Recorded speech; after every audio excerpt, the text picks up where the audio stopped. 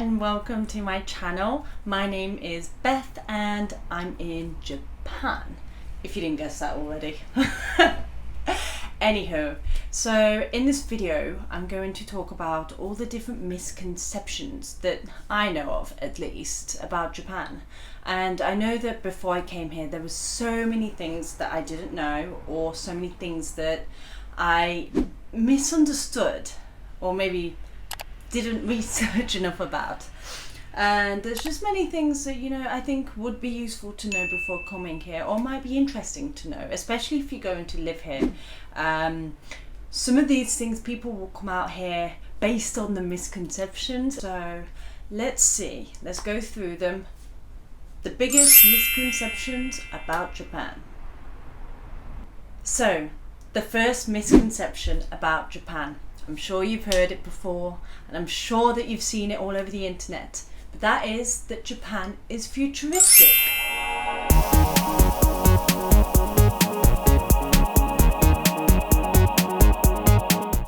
Now, this misconception, I'm actually not surprised that people think that.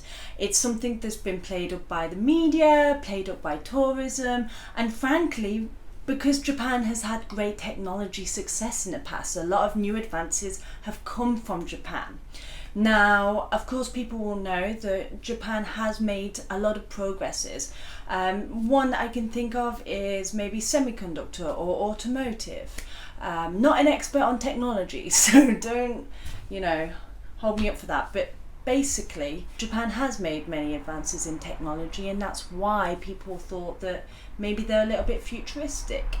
And they have touchscreen menus, and they do have taxi doors that automatically open. Yes, they do have these things, and I agree with it at some point. They are a little bit futuristic, but they don't have, I don't know, cars in the sky or anything. I don't think anyone thinks that. If you do, really check. They don't have that kind of futuristic stuff. But maybe another thing could be anime as well. I mean, I don't watch too much anime myself, so I'm not really sure. But maybe it comes from that as well. Now, I'm going to tell you why this is false. There are many things about Japan that make me think, why? So take it with a grain of salt, but let's go through these things now. So until I came to Japan, I had actually never seen a fax machine. I'm a 90s baby, and I just never seen one, if I'm honest. Never seen a fax machine, but they still sometimes use them in Japan. Next thing, when you're leaving the train station or walking down a busy street, you'll notice that so many people are trying to give you things, free things. It's shocking. So when you look closer, you receive said item, and it's a pack of tissues or something. I was extremely confused and kept trying to ask the woman why she's giving me a pack of tissues. Turns out it's a marketing technique, or is it a technique? Yeah, it's a marketing thing. So what they do is in the summer they'll give you a pack of tissues. You can wipe yourself down, it's hot, it's sweaty, and inside it has a flyer. I think this is a very good idea actually, because it does get very hot in the summer, and sometimes you just want a napkin or something. It's nice of them. It's nice of them. However, there's also a lot of people giving you flyers without anything. That's another strange one. I mean, sometimes you might find flyers in England, maybe I don't know. Maybe someone trying to drag you into a nightclub? I don't know. Anyway, yes, in Japan you will get bombarded with flyers wherever you go. And the thing that beats that is your postbox every week will be filled with flyers. And I mean filled. Posters. And some of these posters are really large. And I'm just like, I keep getting posters about, real estate and new rooms. why are they all talking to me? Are they trying to say something? You live in a bad place. No. I think it's just there's a lot of realtors around here. There's a lot of real estate places around here, so I guess that's why. Another thing is paperwork. Yes, I mean it. There's a lot of paperwork. I guess it depends on what company you work at, but some companies there's a lot of paperwork. They'll print everything out and keep it in filing cabinets in case they need it for later. And I find that I think some Japanese companies are just really slow on using databases. They would still use Excel and stuff. I know, some British companies use that as well. But when you speak to people in large companies, maybe large automotive companies or large medical companies, something. These are companies that I wouldn't expect them to still be using Excel. But behold, they are!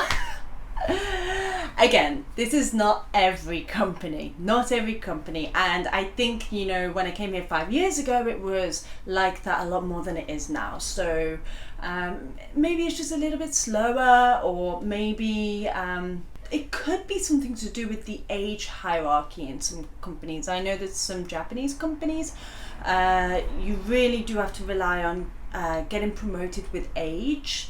And I guess that, maybe in some Western companies, they're more likely to hire very young people for innovation. But then again, I have seen it change slowly. It really depends on the company. But I think generally that might be one of the leading factors, one of the reasons why. And one other thing, Tower Records, Tsutaya. So these are places where you can rent DVDs and CDs, and they're still full. I mean, I will go there and see people, and I see people collecting, like 10 CDs, and one of my friends said that they will take the CDs to burn them onto their computer to take back and get 10 another time when there's new music out. Maybe I shouldn't have said that. They will also have DVDs. I think they also have some games, maybe. So maybe you can rent games. I'm not sure on that one though, but yes. So in Japan, you can still rent DVDs and rent CDs. I know that I've been seeing adverts for FOD. I think that's like the Japanese version of Netflix. So again, slowly changing. I know that many Japanese people have Netflix, but I know that as well that Tsutaya and stuff, they still do well, so I think that that's why they've continued going. And maybe some of the older generation just prefer DVDs. Anyway, yeah, it's an Asian population, so maybe that's why. Misconception number 2 is that food in Japan is expensive. So this one's interesting, and I put it in there, but it depends where we're using this. So I think that this is a misconception because it's a blanket statement just thrown onto Japan. And one of the things that you really need to take into account is, where are you from? So if you are from countries like, UK, Australia, Norway, or whatever, Japan is a lot cheaper. It's a lot cheaper, I will tell you that. However, if you're from somewhere like the Philippines or Thailand or Malaysia, I'm just thinking of countries close by, Japan will be more expensive. So that's one thing you've got to keep in mind. And the other thing would be is, are you eating out or eating in a supermarket? So I would eating in a supermarket, I don't mean that. Are you eating out or eating at home? So I would say that if you are getting food from a supermarket, you could be looking at very expensive prices on things like fruits and some vegetables. However, you can find some vegetable markets. They're all over. I am in Tokyo, and even in Tokyo we have some vegetable markets where you can get vegetables on the cheap, and you can get fruits on the cheap. However, there are also places where it's very expensive. So I would definitely say try and ask around where you can get cheaper vegetables and fruits. Don't worry about contamination. I know a lot of people say that they're scared about getting cheaper fruit and vegetables because of that. Well, Japanese people are very paranoid about that too, I'll tell you. I do know that some of them check where it's from, but Japanese food is absolutely safe. You shouldn't need to worry about that. They check all the fruits and vegetables. So yeah, I think that's another misconception, that food is contaminated. It is not, I tell you. Japanese food is some of the healthiest food I've ever had in terms of cleanliness. The food in Japan is extremely clean, well looked after in the restaurants, in the supermarkets. So yeah, I would say don't worry about that.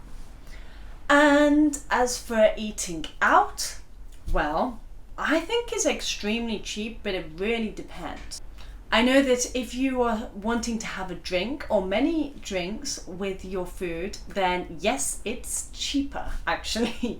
I think if you wanted, a glass of wine or something in England, you're looking at about £5 maybe. We're talking about 5 years ago. I don't know how much it is.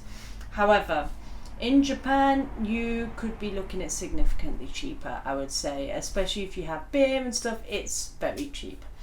And for the food, again, it depends how much you eat. The portions can sometimes be smaller and a little bit more expensive if you're having things like sushi, expensive beef, and these kind of things, because of course they're small cuts. But if you go to just a regular pub, which they would say is izakaya, you could get a bowl of chips cheaper than you could in England. You could get many things. So I would say that there are very, very cheap options, and the good thing about Japan is you are not sacrificing taste for cheap, unlike in some countries, England. So if it's very, very cheap in Japan, it will still taste reasonably good. I would say it's a different type of good, but sometimes it's just comfort food, but it tastes really nice, and you don't have to worry about sacrificing anything, I would say, based on the price. You'll always have great options. Misconception number 2 or 3? Okay. Misconception number 3 is that Japanese people are all introverts and or will ignore you. That's so not true. Okay, so I would say some things about Japanese people and their behaviour or their etiquette might be confused as introvert. The fact that maybe they might feel it's rude to look at you directly in the eye in certain situations, let's say. However, that doesn't, I think that, that doesn't mean that they are an introvert. It just means that society requires certain behaviours that are considered introvert in Western culture. You follow? I'm not sure if I'm following anymore. So Japanese people are really not that introvert. There's a lot of diversity. Really depends. You have some people who are so introverted that they lock themselves in a room for years. I think that's called hikikomori. Hikikomori? Hakikomori? Okay, now you see it. So, and then on the other end, you'll have people doing nampa on the street, which is, I think, the complete opposite. And for those of you who don't know what nampa is, it is the wonderful time when a stranger will talk to you for no reason. I think that might happen in Tokyo more, and I think it happens in specific locations. In Japan, they have nampa spots. I know that in Shibuya, close to the crossing, that's a nampa spot. Many people will try and talk to you in Shibuya. It happens a lot. It's happened to a lot of my friends, and it's happened to me. But it could be because, as well, there's a lot of recruiters around that area as well. still don't really know what they're recruiting for. I think models or something weird. But I've also been there and just had people try to talk to me. Oh, are you waiting alone? Do you want to go for a drink? This kind of thing. So yeah, nampa is when you try to speak with someone. It doesn't have to be, okay, it usually is to the opposite sex, but you know, sometimes you'll just get someone wanting to speak English or something. So yeah, people, I think that's one of the things that surprised me is that I read a lot of things online about what not to do in Japan or what might be awkward to do, and one of them was speaking to strangers on the street. It recommended to, you know, ask a member of staff or speak to someone at a train station, for example, or a policeman in a koban. And yes, that is actually true, and maybe more so in the countryside. However, in Tokyo's this kind of little bubble where many things that apply outside don't apply inside. So yeah, I would say that you will have a lot of people, a lot of strangers trying to talk to you. I've had a lot of strangers try to talk to me on the trains and stuff. It happens. It also depends how drunk that person is. I remember when someone came to visit Japan from England, and it was a guy, and this man just walked up to him and was like, George Clooney. He was like, no, I'm not George Clooney. He was like, George Clooney. It was so funny. So yeah, people will, you know, sometimes try and talk to you, and don't be surprised about that. Misconception number 4. Japanese people eat a lot of whales and dolphins. Yuck. I didn't really hear about this misconception before, but I did hear it from some of my Australian colleagues. So this is definitely something that people out there are talking about. And what I can say is that in the past 5 years, I've only ever seen it once. And that was in I was staying in a hotel with a friend, and it was a fisherman's hotel. So it was like his house where he, you know, goes fishing. He's a fisherman, and my friend happened to know him, so we stayed there.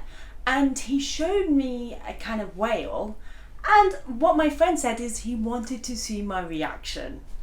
So there you have it. I asked him, you know, do you eat this often, and why do you have it?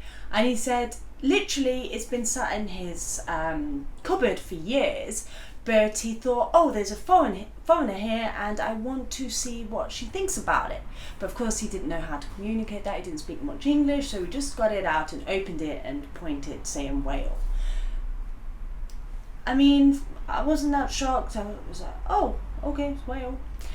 Anyhow, I think one of the reasons why people think this about Japan, of course, Japan did eat it and it is a delicacy, but centuries ago, Japanese actually used to be slightly pescatarian. So there was influences from Buddhism coming from Korea, and this actually started to mold with Shinto religion that was already in Japan. And there was pressures from monks in society to not eat meat. And Japanese people didn't really eat meat anyway. They only ate, I think, venison and wild boar, which they used to call mountain whale, which is kind of ironic. Anyway, they used to eat those foods. And they rarely actually ate things like horse and cattle because they saw them as being more useful for farming, for example. There was actually some penalties for eating certain foods in Japan.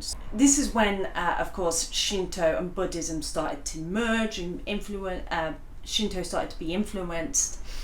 One of the penalties for eating I think a chicken or a rabbit or something, you would have up to about 30 days repentance, which would mean not eating. The amount of days would increase depending on the size of the animal. And if you were to eat beef, for example, that could be about 100 days of fasting.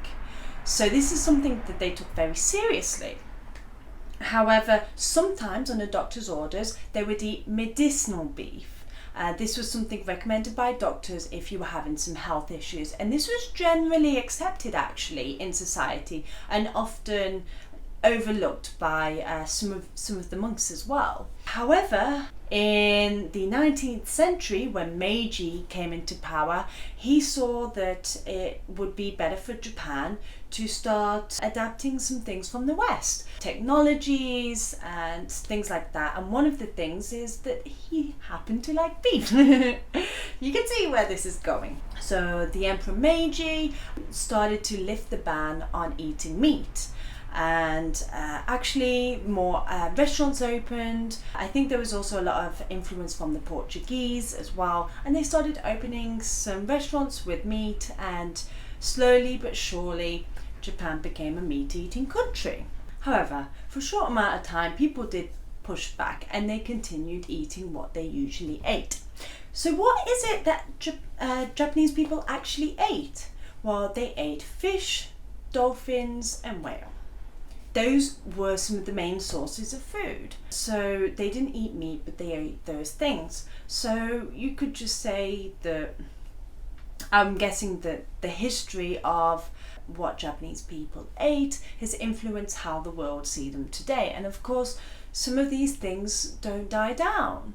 Some of these things continue. Unfortunately, there are issues right now with the whale population. It is what it is. We farmed them for oil for many years, and Japan ate some of them. I'll let you take that from that what you want. But yeah, since I've been in Japan, I've never seen whale or dolphin on a menu. Never. At all.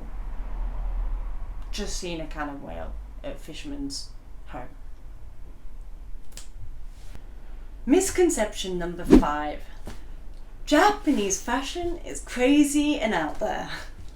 So I would definitely disagree with this. I think that Japan does have a lot of different fashion categories and different areas of fashion in Japan. And also, you've got locations like Harajuku or Motsando where these are hotspots for different kinds of fashion. However, I would say that there isn't that many people that are actually wearing the fashion, but a lot of people going to see if they can see the fashion. Places like England, Germany, US, people are a little bit more out there. People like to show off, people used to be gothic, colourful punk. I don't know, what are kids doing nowadays?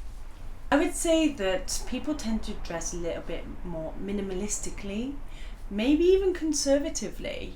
You would rarely see a lot of this area showing. You'd rarely see that kind of thing, but maybe you would see a lot of legs showing, which I think is a little bit different compared to England. But when it comes to loud colours, and I used to see those photos, they'd have like all the colours and the clips in their hair, the toys hanging all over their body.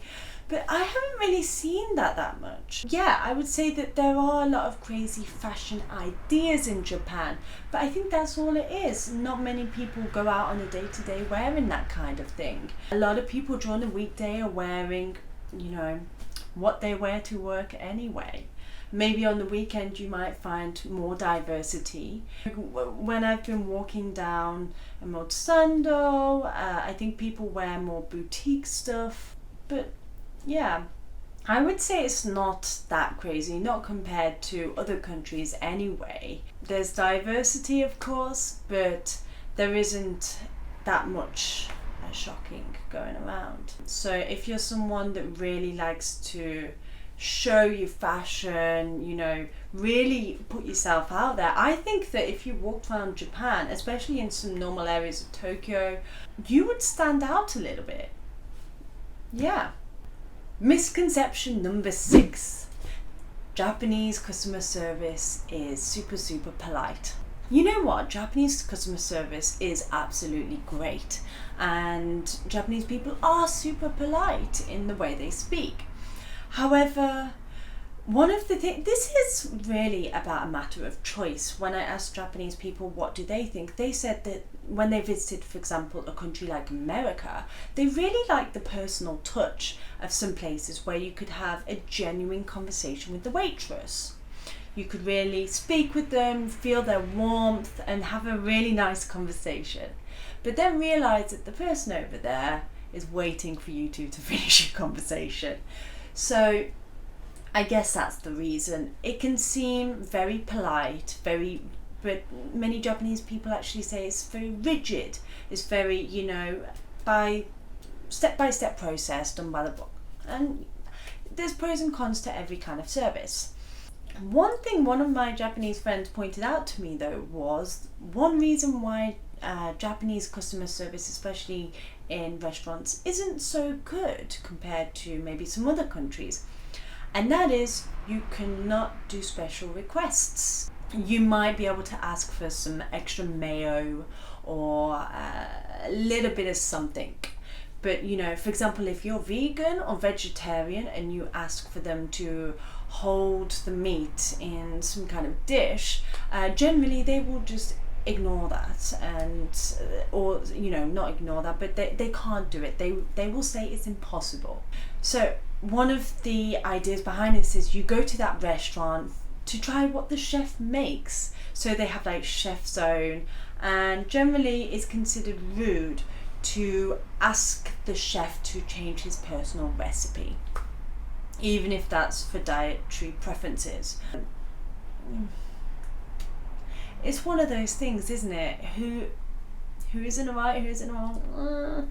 Should you really expect all the chefs to change their dishes for you? I think that's something that's very Western, we customize our dishes. In Japan, they don't. Some Japanese restaurants might, but generally the rule is you don't ask a restaurant to change their menu for you. So there you have it. We've gone through 6 misconceptions about Japan. And I really want to know, did any of them shock you even a little bit? Or maybe are some of these things true in your country as well? I know that most of these actually shocked me. I didn't really know any of these before coming to Japan. But which one surprised you the most? And are there misconceptions about your country maybe? I'd love to hear that. Misconceptions about England? I guess that we all drink tea and eat fish and chips. Wait, but that is true about me. Give it a like. Oh, you know what to do. Anyway, I will see you in a future video. Put a comment down below. I'd love to continue this chat. Bye.